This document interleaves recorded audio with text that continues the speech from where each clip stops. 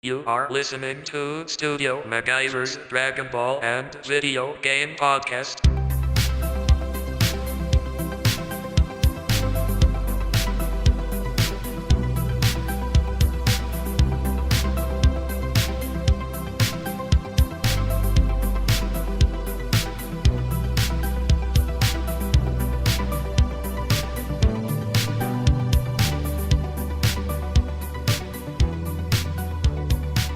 What is going down, guys? It is your boy, Studio MacGyver, and you are listening to Studio MacGyver's Dragon Ball and Video Game Podcast.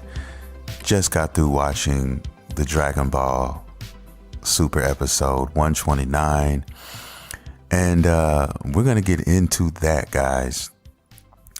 If you guys listen to my previous podcast, maybe the last couple or so, you heard me talk about my worry for how they are going to sell the fact that Goku is going to be able to win the fight with Jiren in his final battle.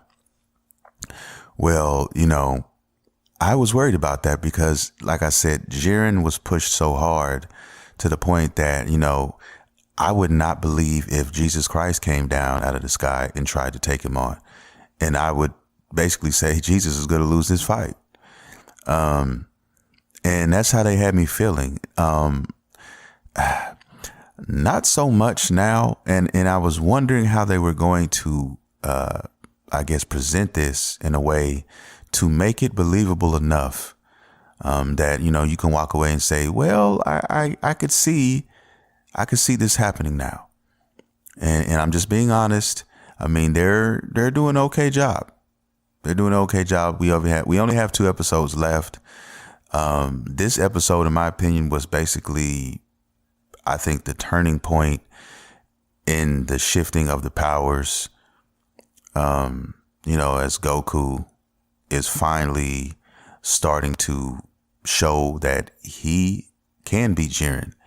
Now, I mean, with 2 episodes left, man, there's so much more, that they could do, in a way. I mean, 2 episodes isn't shit, but at the same time, animators and writers have a funny way of, being able to cram certain things in 1 episode and make it believable. They've done that. They did that in 122.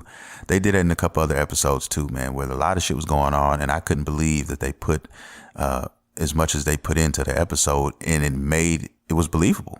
You know what I mean? So it can be done. And, Jiren has finally had to, break a sweat and like really get into his powers a little bit in this episode, which I wanted to see. I want to see the extent of Jiren's, full power. He's going to have to exert that if he's going to be Goku, because Goku now has finally reached this plateau, where he's got motherfuckers on the sideline shook. It looks like it's going from sugar to shit real quick for Jiren right now. And, I want to see where it goes. I mean, Jiren is my favorite character in Dragon Ball Super. I love the guy. I love, the way he looks, the way, just his design. It's very simple, yet, I can't quite explain it. I just like his design. But he's my boy, and I want to see where this is gonna go, because they made him a excellent character. I'm not gonna say villain, because he's not a villain. I just think he's an awesome character. So and it brought me to thinking, like, I hope they, in the future of Dragon Ball Super, or whatever they're gonna call it going forward in 2019, I hope that they incorporate him somewhere or somehow in this saga. He's just an awesome ass character. I mean, I think they will. And I say that because all the awesome characters end up coming back around and getting another shot, getting inserted some kind of way back into, the story of Dragon Ball, some kind of way. And they did it with Hit. They did it with Cabba. They do it with certain characters, and I think that Jiren is definitely going to be a character that they do this with going forward. I really hope so. He's got a lot of fans now, and he's already in Dragon Ball Xenoverse 2. I think I'm willing to put my money on the table and say that he will probably be in Dragon Ball FighterZ as well sometime down the line. I just see a lot of things happening. Merch, I see merch all day. I cannot wait for the Jiren merch to start coming. I bought one piece of Jiren merch, a few months back. There was the only thing really technically available. It was like the little Gashfon Bandai figurines, the little 3-inch figurines. It's a dope figure, and it displays him perfectly. I mean, from the body type to everything. It's nice. I really like it. I really like those smaller scale Bandai figures that they have. They're really detailed too. But the merch is going to come pouring in, and there's already some hit stuff out, and more will continue. And I'm looking forward to that. But back to the episode, guys. It's basically Goku going blow for blow with Jiren, and finally reaching in deep within himself and unlocking the full-fledged potential of this Ultra Instinct. And when I say that shit is powerful as fuck, I mean, that is an understatement, to say the least.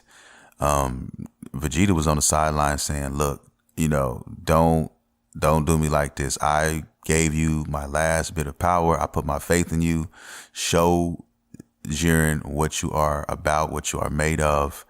And it just made me respect Vegeta a lot more even then, to see my boy on the sideline like that, with his shirt torn off, and he's just sitting there, it's why he's one of my favorite characters too, as well. I don't know, man. Everybody had their little moments, even Vegeta on the sideline, in my opinion. He had his little baby moment right there. But everybody knows the focus is on Goku. And, it showed that, just when you thought, he wasn't going to be able to, that power came from within and he unlocked it. And, I mean, he's pushing Jiren to his limits basically right now. But Jiren, in my opinion, guys, is not pushed completely to his limit. He's not. The fight has just shifted, basically towards the end, where Goku is finally, a little bit stronger than Jiren right now. Now, they did show us the preview of the next episode, and it did show Jiren like just saying, fuck it, I'm going all in. You know what I mean? This is what it's about. And it showed him with his shirt, his outfit just torn off, basically kind of like how Vegeta's is looking right now. And he just basically, he's going for broke. So that's the episode that I'm really interested in seeing, because I want to see like his limits. I want to see what Jiren can do when pushed to the absolute peak, to the absolute edge. What's going to happen? Is he hiding something? Does he have another technique somewhere off in there? You know what I mean? So he's never been pushed this far up until this point. So I want to know how this is going to end so bad. And I cannot wait, guys. That's pretty much the premise of the episode. I mean, they were just going toe to toe, blow for blow, and Goku unlocked. He finally mastered the Ultra Instinct, and now he's got these godly like powers. Like now I was questioning like, okay, shit. Is he stronger than Beerus now? I mean, can he, rival Whis now? I mean, these are the things that I'm asking myself. Even Vegeta in some of these instances too. I mean, even Jiren. I mean, Jiren is stronger than gods already, is considered stronger than the gods. So, now we're looking at the angels. I mean, can these guys rival these guys now? I mean, is that what we're going for now? Because right now, from what they're showing us, it's looking like Goku is to that point to where he can hang with Whis, if not beat Whis. I mean, I got to ask myself that question. And nobody really knows how strong Whis is, because he's never been pushed. You know what I mean? And he's always been able to take what Goku and Vegeta has thrown at him. So that will be interesting to see going forward. Will he, be able to train with them at all? Because they've come so far in this arc. Vegeta and Goku have come so far in this arc alone. So I don't know, man. I mean, it's going to be interesting to see how, like I said, the continuation of the series is going, because we only have 2 episodes left, and I always find myself thinking about the next step, the next level, what's going to happen. And, quiet as it's kept, Vegeta might have attained something similar to this if he had the energy or stamina and, didn't have to use what he used to take out who he took out earlier in the tournament. But, it is what it is. And we all know it is the Goku show at the end of the day. And I'm cool with that because, he's always been the poster boy and it's always pretty much been that way, with the exception of, the Cell Saga. And it's all good. You know what I mean? That's just what it is. I still have that hope inside that Vegeta will one day surpass him. Will they ever give Tien Shinhan his respect? A lot of different things, questions. Will Frieza, ever turn good? And that brings me to this fucking point, guys, as well.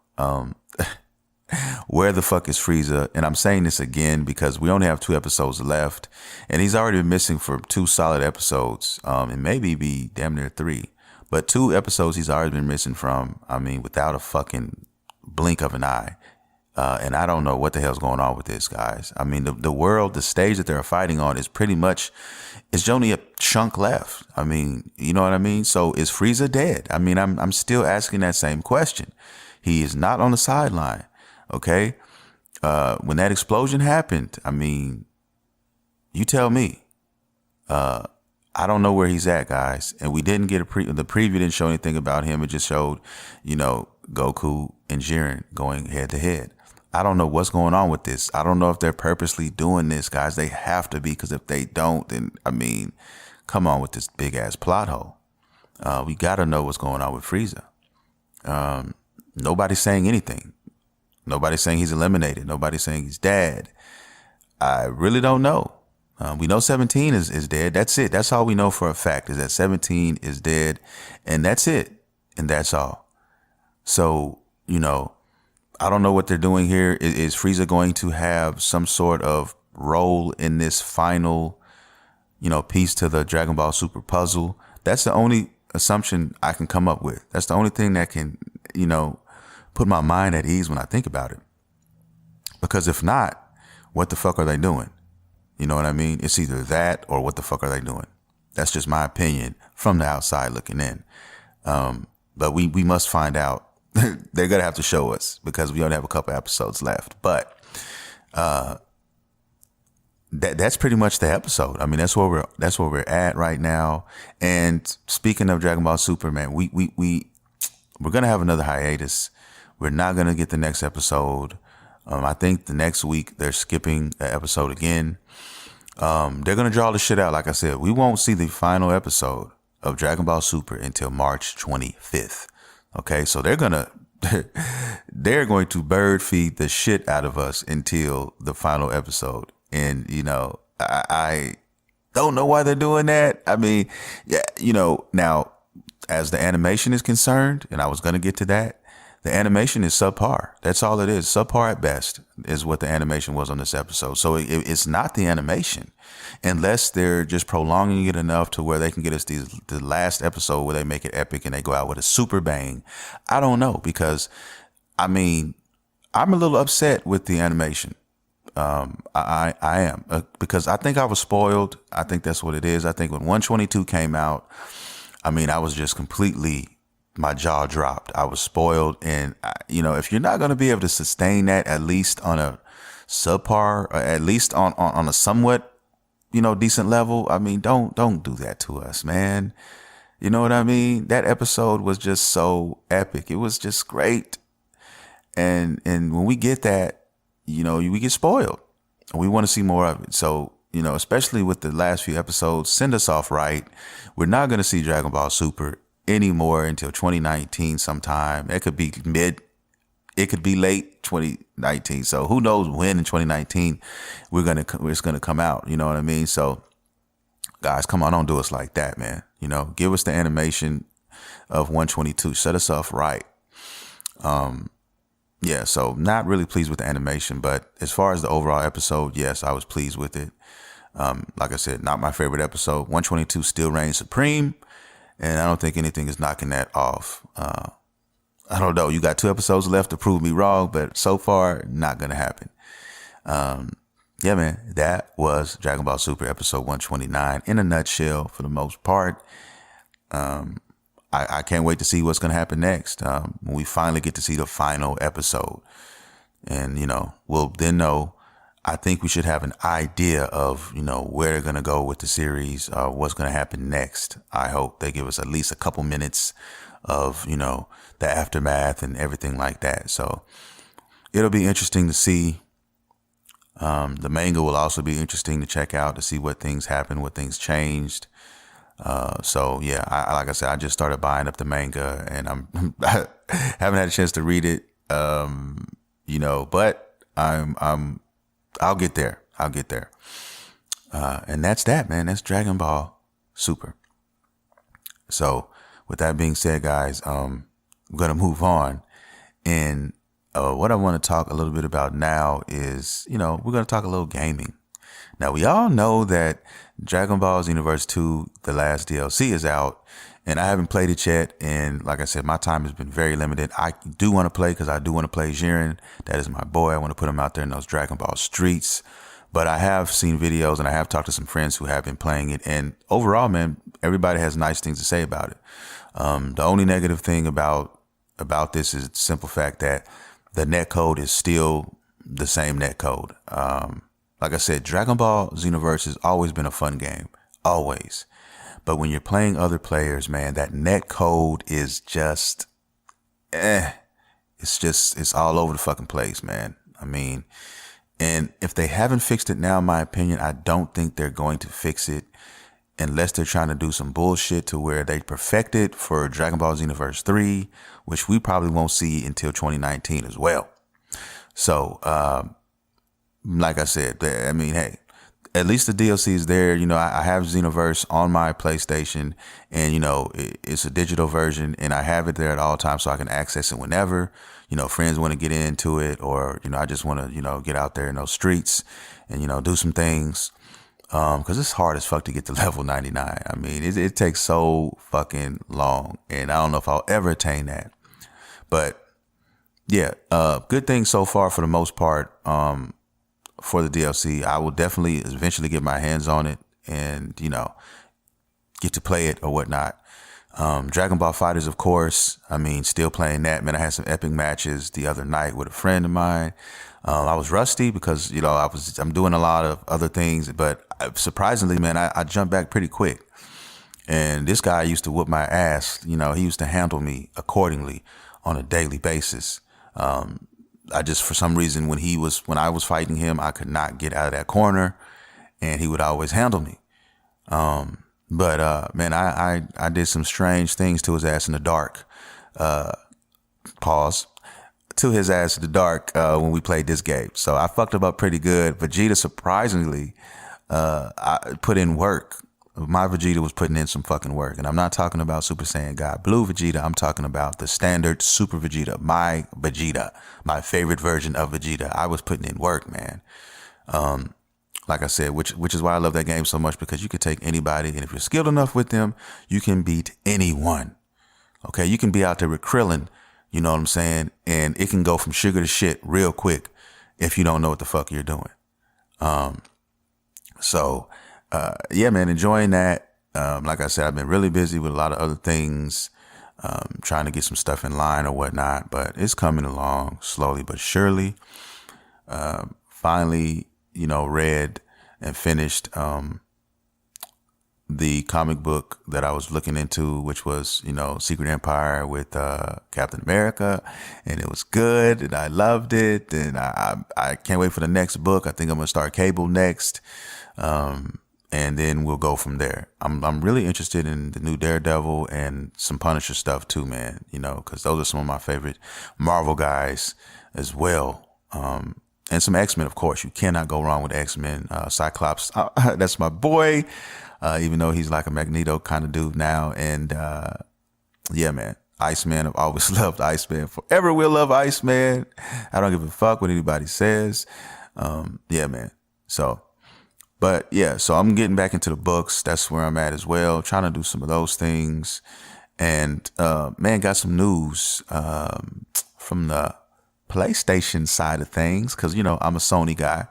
Nothing against Xbox. Nothing against PC, a.k.a. the elitist however what they call themselves these days. But you know, Sony is basically blessed me, and I'm sure quite a few others who support them with some pretty fucking awesome news. And you know, I guess you can call it news, but it's something to look forward to if you're a Sony guy, because they basically announced that in April they're going to basically put that first foot forward and start to focus more on first party games. Yes. Like Sony doesn't have enough awesome ass first party games. We're going to get more. They're going to focus more on that because number one, they're excellent sellers. They break the fucking bank. And two, they're just awesome. They're just excellent fucking games. And most of them are first one player games, single player titles that, you know, that are just epic as fuck always. Horizon Zero Dawn, you got so many different franchises. I mean, The Last Guardian, I mean, Shadow of the Colossus remake, so many, you know what I mean? Uncharted, and the list goes on and on. The Last of Us, they're doing well. They're fucking doing well, and they're going to continue that, you know, God of War. And like I said, hearing that news, it made me feel great inside, like a warm cookie fresh out of the oven. Whatever, man. But it made me feel fucking good. All right. And I can't wait to see what they have up their sleeves, guys. Because, you know, they do some dope shit. So focus that energy and give us some more first party games. I mean, what else could a Sony fan fucking want? You know what I mean? It's all good. It's all love. And Xbox has stated that, you know, yeah, you know, we are aware that we need to focus more on that. You know what I mean? Because they pretty much make everything third party for the most part. They make a couple first party games and, you know, they're okay, but they're not anything like what Sony's doing. And even Nintendo Switch is, you know, that's their main focus and has always been their main focus, no matter what they do. Their first party games, they come first and they're the breadwinners and they're doing big things. And, you know, I mean, I must say I have definitely been surprised by Nintendo in the Switch. I thought it was going to fall on its face when it first came out, you know, for the lack of features and all of those things in games. But it's actually proved me wrong, and it's doing quite well. And, you know, to the point where, you know, I'm going to get one. I want to get one. But like I said, there's still not enough titles that I want to play first party wise yet. When those come out, and they're coming, but when they come out, that is when I will pick one up. And I'm actually I'd be lying if I said I wasn't waiting for the 2.0 version of the Nintendo Switch, because it's right around the corner somewhere. Now, they put out an article saying that if you guys are looking for, you know, that next upgrade to the Switch, stop looking because it's not coming out anytime soon. And, you know, the game, technically, the system hasn't been out a year yet. It's almost there. So, you know, I guess you can kind of play that any kind of way you want it. So, but they're lying. Okay. Don't get it twisted. Don't let them lie to you. They're going to they're saying this. They want everybody to come in and who hasn't got it, people like me, and say, all right, let's go ahead and get the Switch now. And they want all of us to get all the scragglers, you know what I'm saying, scoop all them up. And then they hit the doubters, the leftover doubters and the naysayers with the next version. Now it comes with all the features. You got all these games to choose from, and it can do this now, or it can do that faster. And then boom, you know what I mean? It's basically the 3DS all over again for me. Because I bought a 3DS, a limited edition version that looked like the Nintendo gray controllers. And then like a month later, they came out with the new 3DS. You know what I mean? And shame on me for not knowing about that. But that Nintendo version of the 3DS looks so awesome. I just had to have it. You know what I mean? One little, you know, eraser analog stick wasn't going to deter me anyway from getting that version. You know, I don't play my 3DS enough anyway, but I have a lot of great games on it and they don't need that fucking analog stick. So it's all good. But yeah, man, I'm waiting for that because it is coming. I'd say like mid to late 2018 is when they're going to announce, you know what I'm saying, the next 3DS, in my opinion. That's what I think is going to happen. So I think 2019, early 2019 is when we'll get another, not 3DS, I'm sorry, we'll get another Nintendo Switch. That's what's going to happen. So be looking out for that. And that's probably when I'll make my purchase, because by then they'll have everything and then some what I've been looking for. Hopefully they got a new hopefully They got the Metroid title. And, you know, a couple other titles I've been waiting on. So we'll see, man. I mean, and you know, that's when I'll make my purchase, when the new one comes out. But on that note, man, that's a little bit of gaming info for you guys. Not much, I know, but it's something. I mean, there's a lot of good things coming our way. I mean, another game I cannot wait to play is going to be Soul Calibur, man. I you know, I'm a big Soul Calibur guy as well. Street Fighter, Soul Calibur, and now Dragon Ball Fighters. These are the games. These are the titles. All right. And I'm praying, I really fucking pray that they give us like a Budokai Tenkaichi 3 remake, or, you know, give us a, you know, a brand new version so we can play online or whatever, maybe added characters or whatever. I think that would be fucking dope. Or if anything, you know, with the Marvel vs. Capcom franchise, guys, I really want them to, I really hope that they get that shit together, man, at Capcom with that fucking title, because that game is just going to be dead. It's taking a nosedive. It's going to be gone. And forgive my phone, because that's what that is in the background. Should have turned it off, but whatever. But I hope they get their shit together, man, and come with, you know, the X-Men and do it right this fucking time. And you know what? I mean, maybe another company gets, you know, maybe they give it to somebody else besides Capcom. Maybe they give it to Arc System Works. Yes, Arc System Works. And maybe they're able to do something with the game similar to Dragon Ball Fighters. Could you imagine the Dragon Ball Fighter graphics, you know, with the X-Men and with the Marvel characters and the Street Fighter characters, what they could fucking do? Could you imagine? Oh my God, man.